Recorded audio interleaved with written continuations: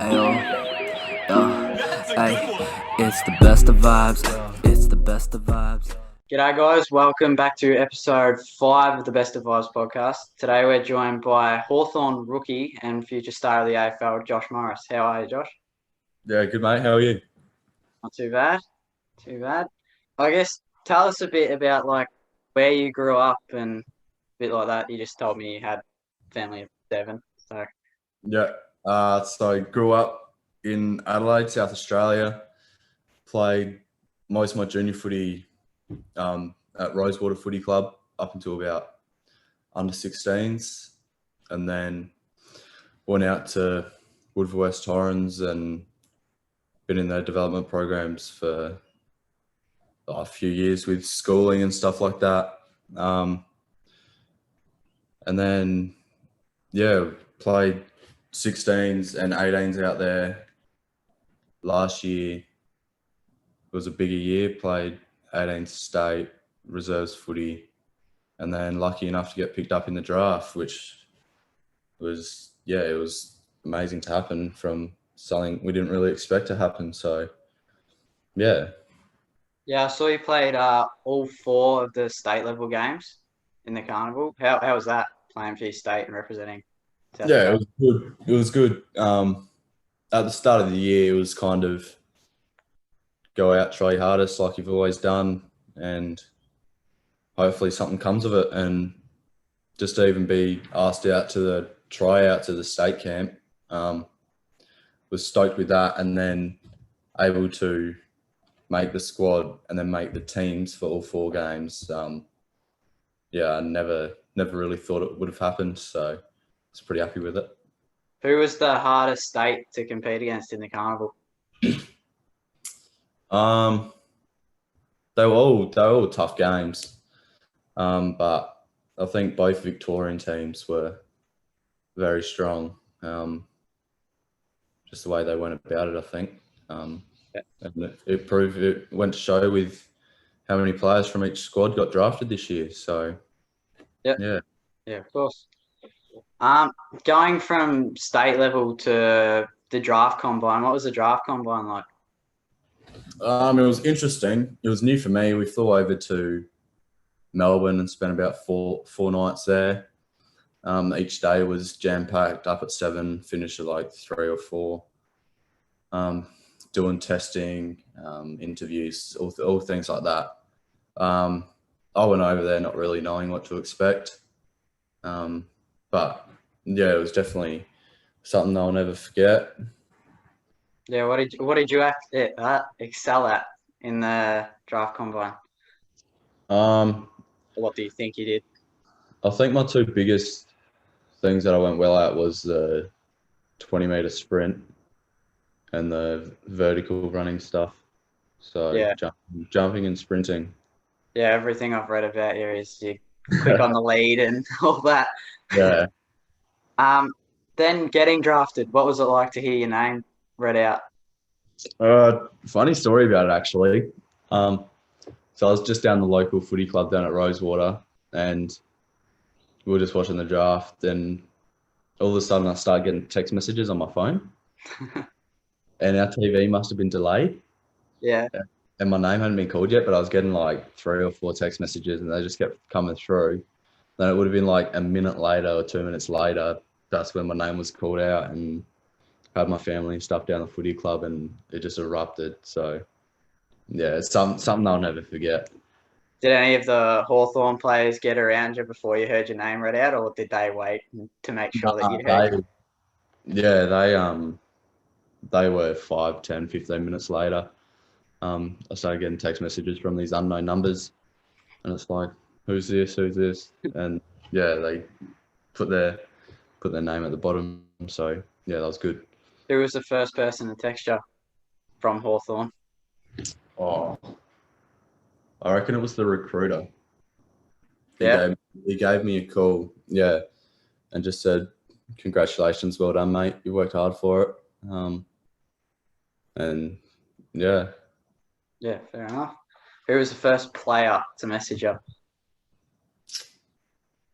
Honestly, I couldn't tell you. I got that many messages that night. It was definitely one of the senior blokes though. All I remember. I don't remember who it was, but it was one of the senior boys. Yeah. Speaking of obviously senior boys and the recruiter, what's it like being coached by Clarko? Oh, it's unreal.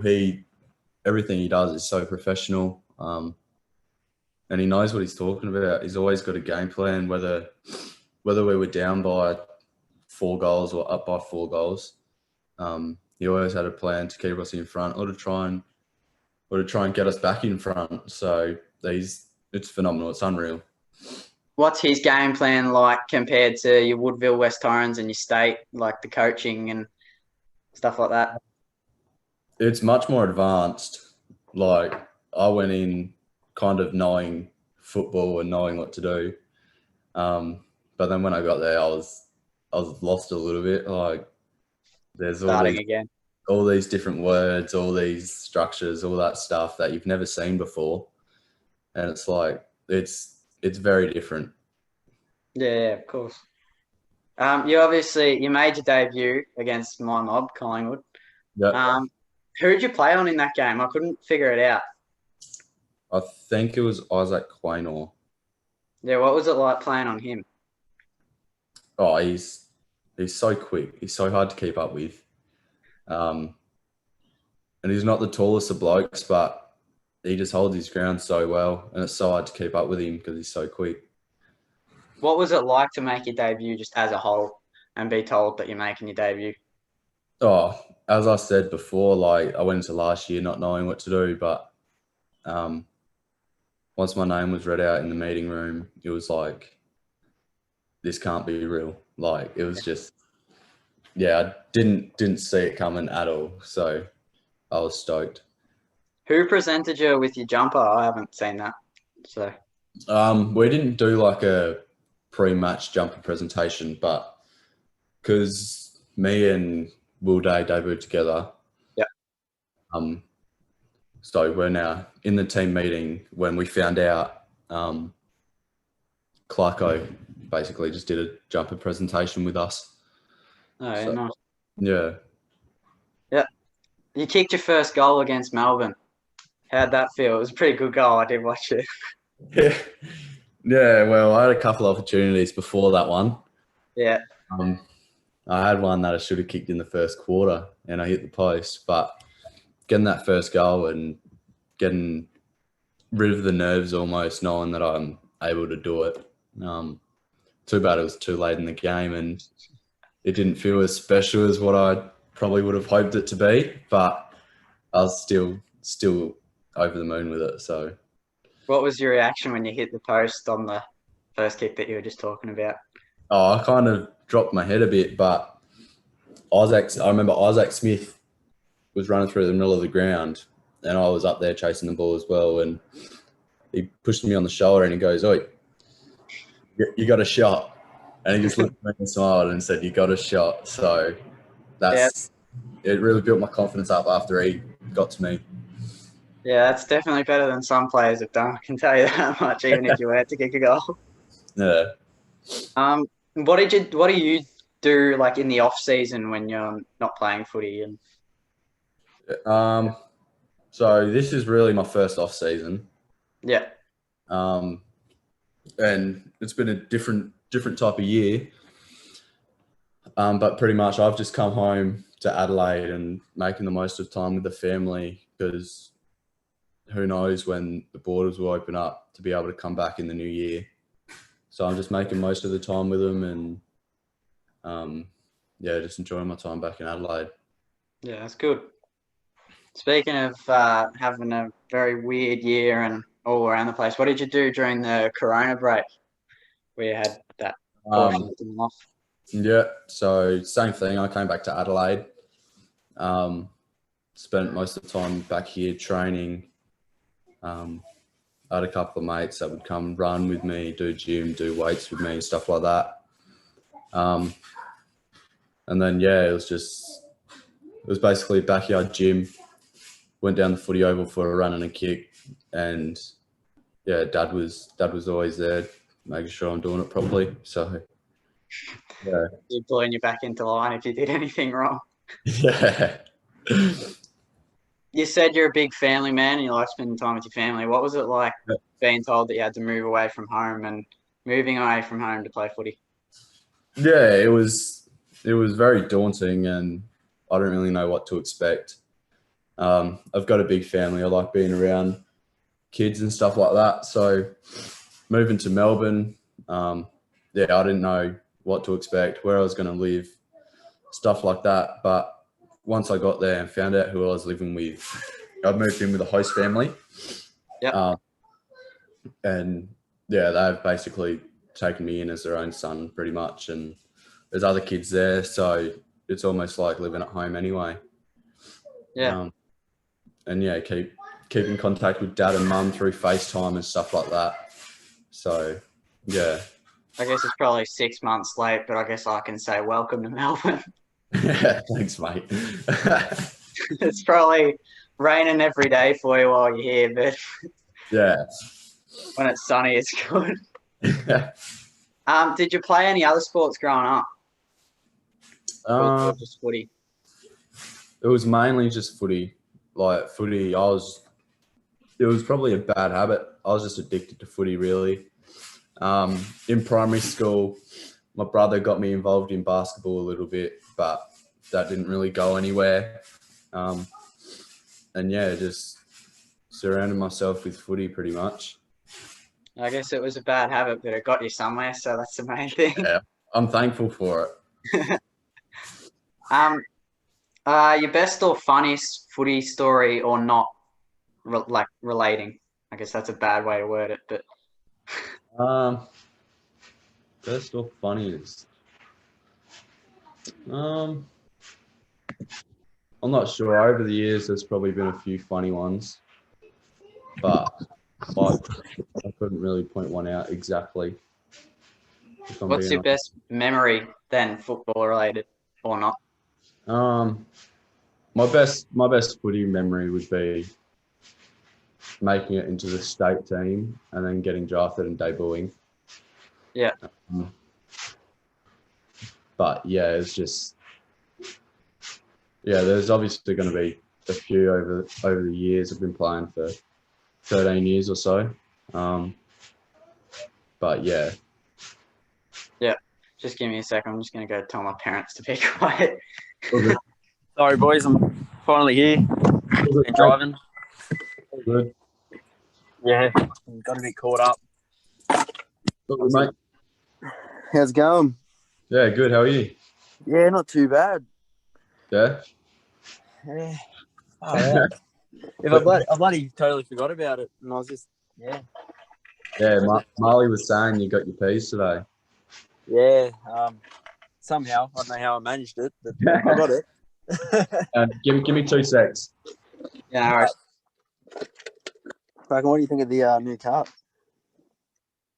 Yeah, Tegan showed me. It looks good. Kind of devastated about the big buck off mullet, but You should ask Josh. He used to have a massive mullet. You could probably Hey. hear me now. I was just saying, you used to have a massive mullet. yeah. I looked at the photos, and I think I showed my mum, and I was like, "That is filthy." Yeah, it was pretty bad. Yeah, no. Oh, you gotta love a filthy mullet, though. Yeah. There's no point having a clean one. Yeah, exactly. What's your go-to joke if you had one? Putting me on the spot here. What we like to do.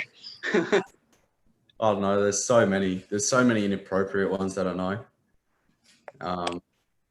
Yeah, my go-to is inappropriate. Probably too, shouldn't don't be worry. said. Nah, it's all right. You can say it. Nah, I won't do that. I'll just shoot him to us later on then, because I wouldn't mind knowing some dirty jokes. I'll tell you some after the recording's done. Too easy. Honestly, I'm not sure. I don't really have any clean jokes that are appropriate for this video. Did you watch Zachy Phillips one and hear his joke? I watched a bit of it, but I didn't see the joke. His was Why do golfers wear 2 pairs in of case pants? they get a hole in one. yeah, that's his go-to. Oh, that's something Zach would say as well. Yeah, Absolute, that's what Caleb told us straight away when he said to get him. absolute peanut. What's your go-to pub meal? Pub meal. Yeah. Oh, probably can't pass the chicken snitty with gravy, I think. Yeah. That's it. Jesus, That's it, everyone. you, Caleb, and Zach are all the same. Exactly. I think. You've all said the exact same thing. I think that's the go-to. That's just, you look at the menu, you don't like anything. Chicken snitty with gravy. That must just be the Woodville way to It go. must just be an Adelaide thing, I reckon. Probably. Maybe. Whereabouts do you live in Melbourne? Like, What's what that? area? What area do you live in? I'm living at Warrandyte South, Yep. Oh, close to me. but my host family's just built a new house and we're moving to Park Orchards, so around the corner. Oh, nice. So yeah. What other people would you suggest to us to try and reach out to and get on? I don't know. There's a few. What are you looking for? Someone who'd be willing to jump on, that'd probably be it, and have a laugh. You could probably try Michael Frederick from Freo. Yeah. Close with him. Who else is there? You could try a couple of the other boys from Woodville, Taj Schofield, Jace Burgoyne. We've tried Taj, we've tried Lockie Jones. Have you? All right. Yeah. They're useless. No response yet. They are unreal. Yeah, I'm not sure. You could really just, I don't know. You could message anyone really, can't you? Yeah, obviously we've tried the Bailey Smiths and stuff like that, hoping they'd respond, but no chance. Nah. What's your pre-game pump-up song if you've got one? I don't really have one, but if I had to choose anything, I'd probably choose Big Girls Don't Cry, I reckon. A bit different. It's a bit different. But I don't know, it just gets me in the mood, you know? So Well, I'll make sure I listen to it on the way home then. I think it's me in the mood. That's going to be my go-to basketball pump-up now. oh, Going to make a playlist exclusively for Big Girls Don't Cry. Just have it on repeat. What's your pre-game routine? This year was a bit different because going in and out of the team and with the scrimmages that we were playing, we didn't really have a set routine. We'd get to the game and have 30 minutes to warm up and then play a game. But for the AFL games, I'd usually just get up, go for a walk in the morning, make sure I'm up, ready to go, got everything packed, and then just go for a walk, wait around for a little bit, catch up with the boys, and then chuck the headphones on and get in the mode. So Listen to Big Girls Don't Cry. pretty much. That's the way. That's a good routine. Yeah. What's the most embarrassing story about yourself that you can tell us? If you want to tell us, that is. Yeah, not many people would know this. My closest mates would know this. But in year 7, we went on year 7 camp. Yep. That's our last year of primary school over here. So we went on year 7 camp. Then we went to like this adventure park. Yeah. You stay there for a couple of nights and go on they got all tasks and stuff you got to do. And we're doing orienteering. And we finished, like my group, we finished the first course and that was like an easy, medium, hard. So we went straight onto the hardest one. Yep. And we found the first or second post or something. And then we were looking for the second one in these bushes kind of. Yep. Yeah. and I was on one side of this big bush, and my mate was on the other one, and he goes, "Oh, I found it." So I've jumped through these bushes thinking, "Oh yeah, there's just going to be a bush there." Turns out underneath the bush was like a 6-foot well full of thorns, and I jumped straight into it. Oh, That was on like the second day we were there. So the rest of the days I was there, it was scratched up, thorns stuck in me. It wasn't the best, but it was funny. Now that I look at it, it was funny. oh wow, that's good. What's your thoughts on Frosty? Since I know that, you know. M Frost. Yeah. Oh, he's alright. He's a good bloke. I love him. I wish he didn't leave Melbourne, but I love him. I want to try to get him on because he's just top bloke. No, he's a good bloke. His footy does a lot of his talking for him. Yeah. He's not the biggest speaker, but he does a lot on the footy field for us, especially this year. Yeah. Who was the person you idolised or looked up to when you were, I guess, mine Zach's age or younger? To be honest with you, I didn't really have anyone I looked up to. Yeah. My enjoyment was not watching someone; it was just watching the game of footy in general. So just being able to watch the teams play and being able to idolise the team as a whole, rather than just an individual. Yeah. Do you think you model your game off anyone, or just like you said, you just play? I try to be different in a way. I'm labelled as a small forward at Hawthorn, but I'm pretty much the same height as Jack Dunstan. So I just have to be adjustable and play tall, play small, do what I need to do for the team. Yeah, nice. Way to go. That's the way. I'm going to try to get off a bit of footy talk because I know that probably you're starting to get sick of it and all that sort of stuff. What sort of car do you drive? I don't know if you can say I drive it because I've owned it for about 9 months now. But I've only driven it for about 3 months because I haven't been there. I drive a Holden Commodore. Yeah, that's so. Get around the streets of Melbourne in a Holden Commodore. Sick.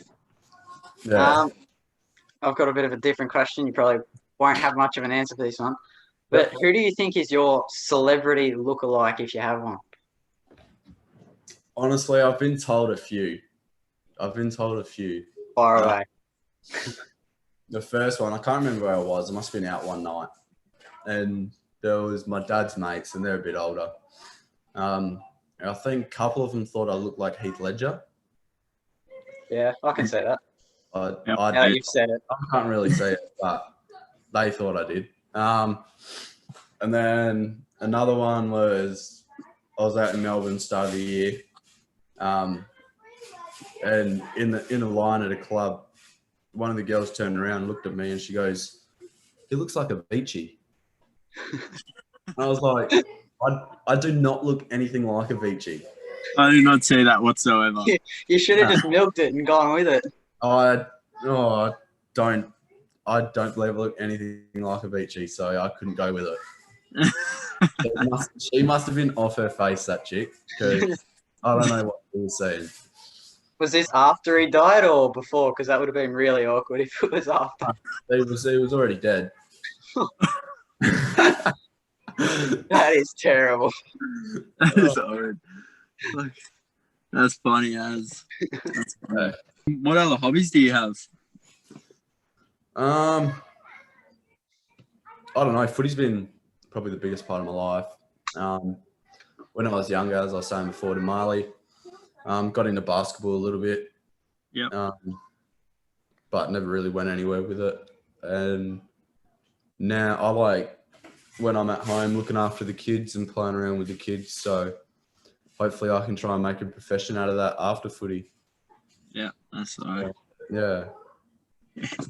So when you said that you want to have a profession like with looking after kids and stuff like that, what's that hoping to be? Like a school teacher, kindergarten. Hoping to be like childcare worker, going to primary school teaching. Yeah, I don't know what it is. I just like looking after kids and being around the kids and stuff like that. So hopefully it's something I love. So hopefully I can make it another job. Yeah, nice. Very Oh, similar nice. to what I want to do. So it's good. You Do you go. have any pets? So mum's got a dog. Dad doesn't have any pets. And then back at the host family, they've got 2 dogs as well. What breeds are they? If you know them. Honestly, I couldn't tell you the host family's dogs, but mum's dog is a border collie kelpie. Oh, that's cute. That is cute as well. Yeah, just wants to be running around active all day. You go to footy boot. Footy boot. Yeah. I don't know. At the moment, I've been wearing Adidas Nemesis. Yep. But before that, I was in Predators, so I just chop and change between the two, depending on how I feel. Nice. Sorry. Yeah. Do you prefer running around the track in footy boots or runners when you're like training or anything like that? Definitely boots. Yeah, when I'm training, I like to feel the way I'm playing, so I usually pretty much fully kit up. I wear footy socks, footy boots, footy shorts, stuff like that, because that's what you wear when you play. So Play how you, or train how you play. That sort of mentality. you want to feel comfortable in it as well. So Yeah, cool. Who's probably the scariest person in the team? Like in your team? Who do you find the most intimidating? Honestly,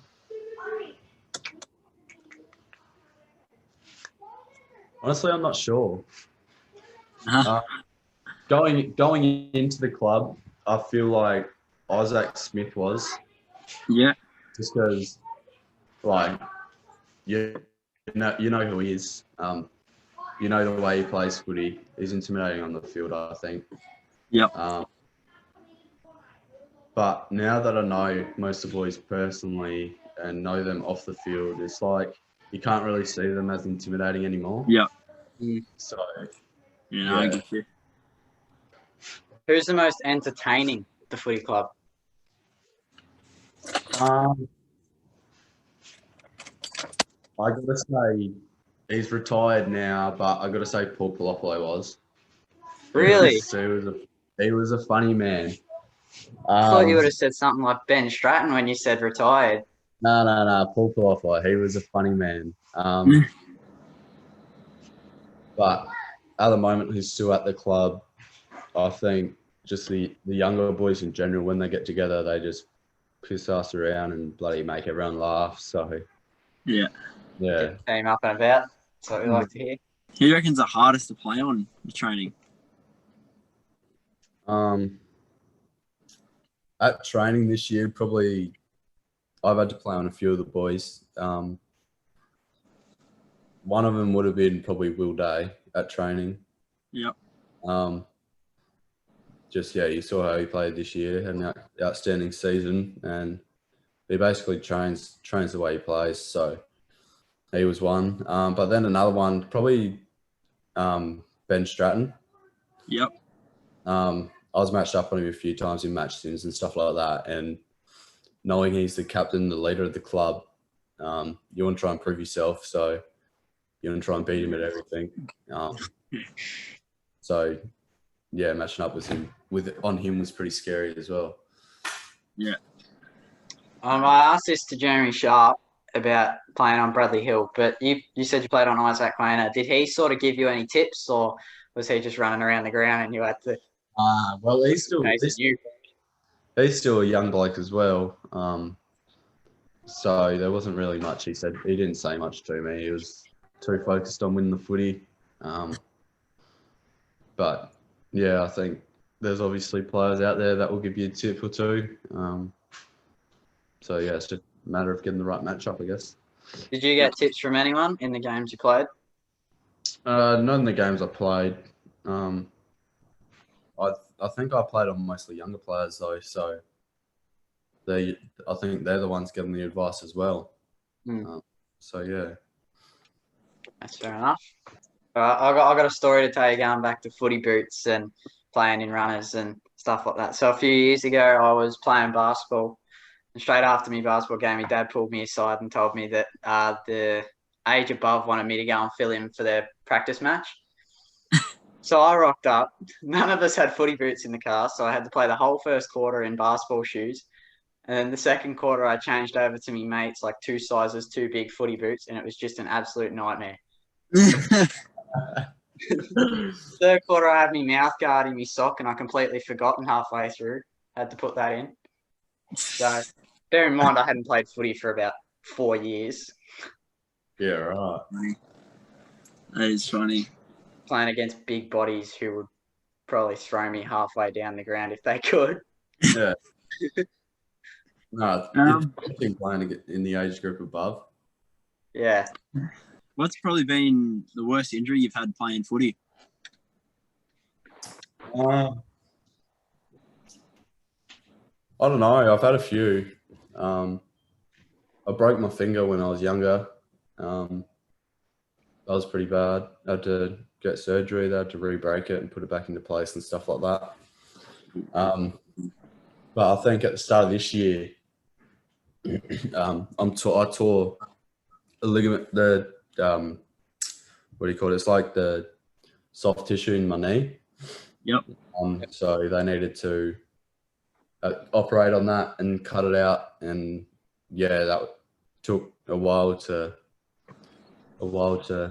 recover from, because the club was being a bit safer with me being new to the club and stuff like that. So yeah, that took probably 10 weeks to recover when it probably should have been 6. So yeah. Yeah, of course.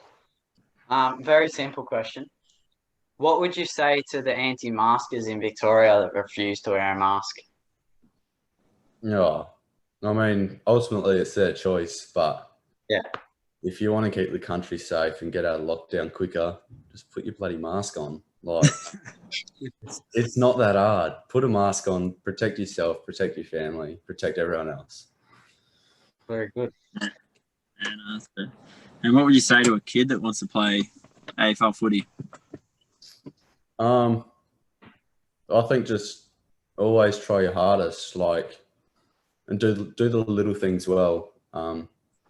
Last year was probably my standout year, and I started doing the little things well. I started sitting at the front in team meetings. I started staying on the track a bit longer and stuff like that. And the coaches notice it, your teammates notice it. And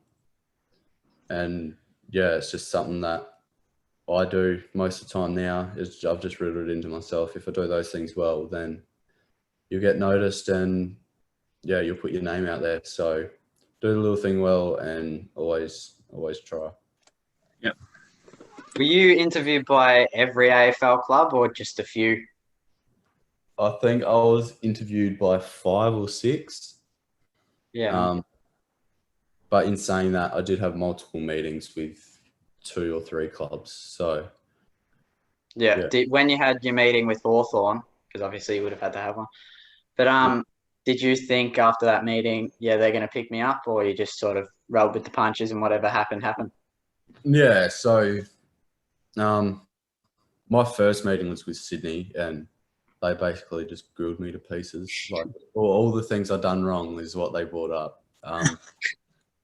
But then me and my dad were looking at each other like, this could be a long process if every club's going to do this. But then I had one with Carlton, had one with Freo, had one with Hawthorn. And after every single one of them, you're like, you still don't know where they sit with you. Like, you know, they might need someone in your position and your body type and stuff like that, but you still never know. There might be someone better than you, or someone that does something a little bit better. So after, I think I had 3 meetings with Hawthorn, and after all 3 of them, I was still questioning whether they'd pick me or not. Yeah. If you could, would you return back home if you got an offer to play back at home? I haven't really thought about it that much. Like being home with a family and stuff like that's great, but I'm really enjoying it over in Melbourne now. And yeah, I guess I won't really know that question until it's brought up seriously in conversation. So yeah. When it got, so you were drafted at pick 57. When it got to that pick, obviously you said you found out a few minutes later than everyone else, but did you think, this is going to be me, or like you just said before, just roll with the punches and whatever happened, happened? Yeah, all of last year, me and my dad, my dad was one of my biggest supporters along with my mum. But every day, Dad was like, "That's right. There's always going to be another opportunity. Something goes wrong. There's always going to be another opportunity." So when it started getting late in the draft, Dad kept looking at me and kind of just gave me that look like, "You'll be all right." And then when my name was called out, that's when big relief came off my shoulders. So, Is your dad someone who you really look up to in a sense, or? Yeah, in a way, he's always been there for me. He takes me to games. He'd literally do anything for me. For my debut, he drove to Sydney just to be able to watch me play. It's a fair drive. Yeah, it was like 14 hours or something like that, 20 hours or something like Jesus. that. And he drove the whole way just to make sure he was there. So yeah, I definitely look up to my dad and the things he does, the way he's taken on my stepmom's kids and stuff like that. Yeah, and obviously can't thank him enough. Yep. You seem like a big family man, like you said to me before. Yeah, absolutely. Well, don't really get a choice. My family's that big.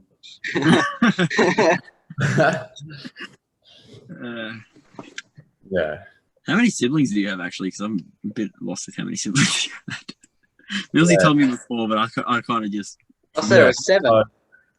Yeah, there's a few. Obviously, we're not all from the same family.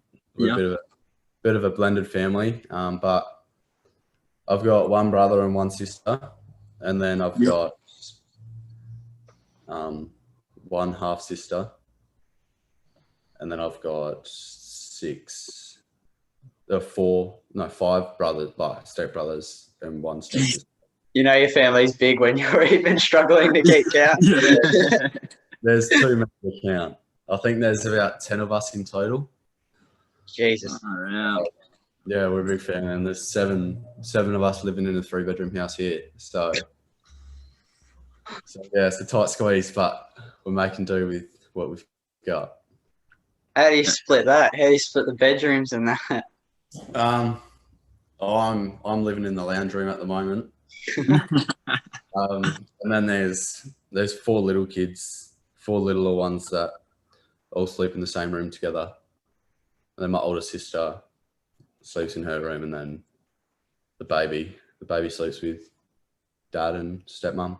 But they have just renovated out the back, so there's a couple extra rooms out here now. Who would have thought that the big AFL star wouldn't even get a room? No.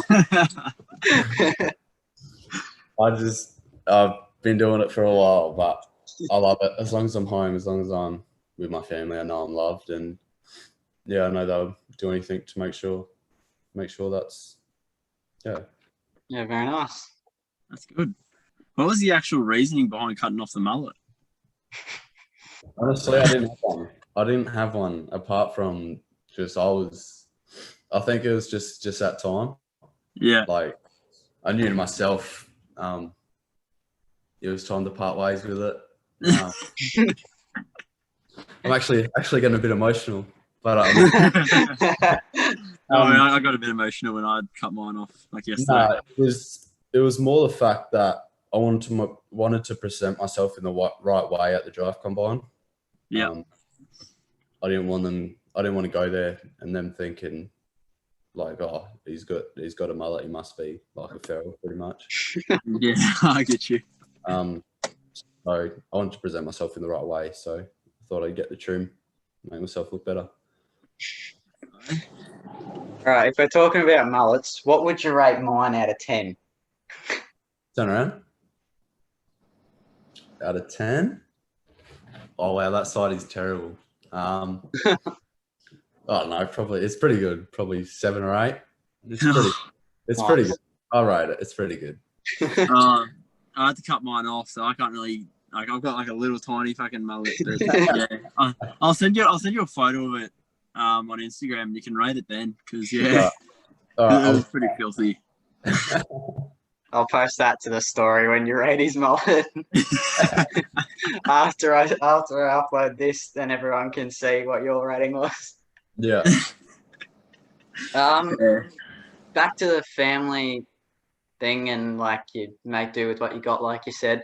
You're obviously a very positive person. How do you stay positive, like when you're feeling like absolute shit, sort of thing? This year there was a few ups and downs. Obviously, getting into the squad, being dropped, getting back in, being dropped again.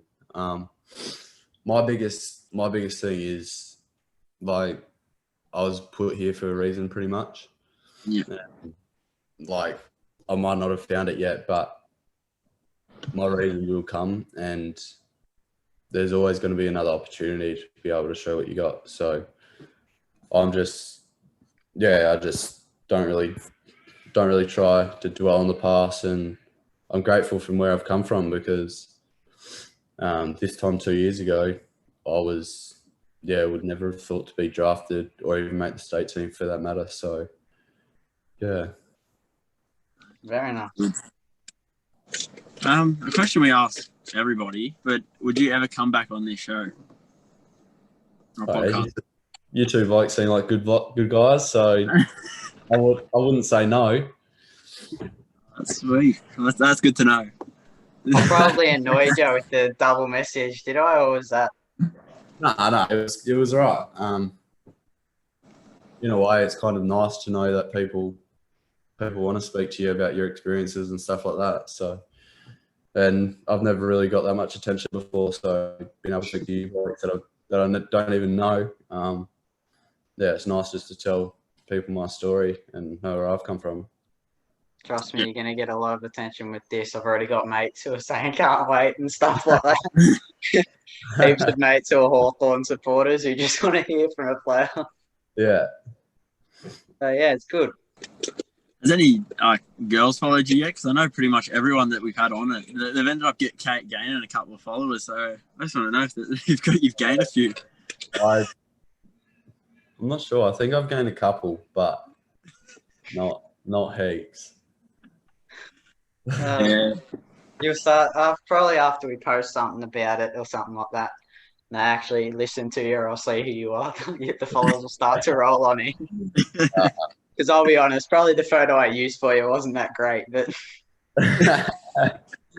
oh well, shit happens. Back to footy. What are your finals predictions from here on out?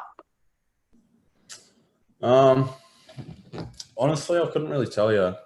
Growing up, I was a Port Adelaide supporter, so I think I really couldn't tell you. There's people that I know that support Richmond, people I know support Port Adelaide, who I don't want to hear them brag about it. But being a Port Adelaide supporter, I think I got to pick them. And with the Geelong game, I think trying to beat Brisbane at the Gabba is a pretty tough task. But if anyone can do it, I think Geelong can. So I think Port Adelaide and Geelong grand final. Yeah. Well, if they play like they did against Collingwood, then I think they've got a solid chance.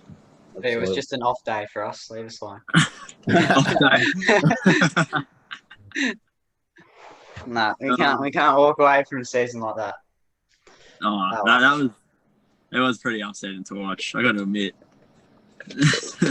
Oh, I know. Trust me, I was sitting there watching it. Yeah. Obviously, the Hawks didn't make it into the finals. Did the club or you feel a bit empty and feel like there was unfinished business once you finished, or was it just like, oh well, shit happens, move on? At times throughout the hub and stuff like that, there were definitely times where we were thinking, what do we do? Like, we just didn't have an answer for what was happening. And when we're in Sydney, we definitely didn't expect to lose 4 or 5 games in a row. And then going to WA and winning 1 over there. We definitely expected to play better than what we did and have a better record than 4 and 14 or whatever we had. But at the end of the bubble, we basically just said, what's happened. And yeah, everyone's positive to looking forward to next year. So I think the club's focused on not so much a rebuild, but focused on being able to develop the players they have and build a good solid team is what they've done in before. So yeah. Yeah, it seems like Hawthorn's a very positive club whenever it comes to losing or anything like that. Yeah, absolutely. And that's been the vibe all year. Like, everyone's been, even though we didn't have a good year, everyone was still up and about because there was always hope. So Yeah, It's nice. good. I was just going to tell you, Zach, I don't know if you know, but Josh actually kicked his first goal against Melbourne. So just to go back at you for talking about Collingwood. Yeah. It's a pretty bloody good one too. Snap around the corner. Yeah, fuck you, Millsy. Yeah. We're playing against Melbourne. What did you think of him? no, just like every other game I played, it's definitely hard competition. Definitely not easy. It's not easy against any team you play. So yeah, and they beat us by how much? You'd probably know, Zach. Yeah, no, not really. Yeah, they beat us by 5 or 6 goals, I think, and yeah, they're probably unlucky not to make the finals in the end. But yeah, it was definitely all the games I played were tough, but that's what I'm built around, and hopefully look forward to next year and playing a few more games. Yeah. Who was your toughest opponent to play on? I haven't asked you that yet. So I'm not really sure. I think against Melbourne, I was on Jake Lever a bit, just being a more experienced player. And then against Sydney, I was on Jake Lloyd as well. And both being just such experienced players and knowing where the footy is all the time. Yeah, it's definitely something I need to get used to, and yeah, being able to be aggressive. So yeah. I'll ask you a standard one then. You'll probably answer the same as Caleb and Jeremy Sharp, just because you're a forward. But would you rather kick a massive goal to win the game or lay a massive tackle? I don't know. Ask Jack Viney. No, I'm probably. I'd have to say lay a massive tackle. The goals are an added bonus to me. I like trying to do the little things well, and they're the things that the team benefit from. So being able to lay tackles and apply pressure and stuff like that is something I'd rather do than kick a goal. Fine. Mids say they'd rather kick a goal, and then the forwards say they'd rather lay a tackle. Yeah. Thought it comes with where you play. Yeah, no, I think I'm copping a bit too much hate. I think the Collingwood supporters should be copping it more. Hey, I'm pretty quiet after last week, so it's all right. Yeah. I messaged you. I made sure you're all right. I knew it would have been hurting you a little bit. You didn't make sure I was all right. You asked me what happened. I know. I just decided to be a dick because you would have done the same to me. I don't think I did all through the season. I think I just laughed at you. Yeah, pretty much. I didn't like it. But then we beat you by 50 plus points, so. I was at work, so I didn't have to watch it, so it was all right. Yeah. I guess that's all we've got time for. Thanks for coming on, Josh. No worries. Thanks for having me. It's the best of vibes, we gon' blow your mind. It's the best of vibes, go to brand new heights.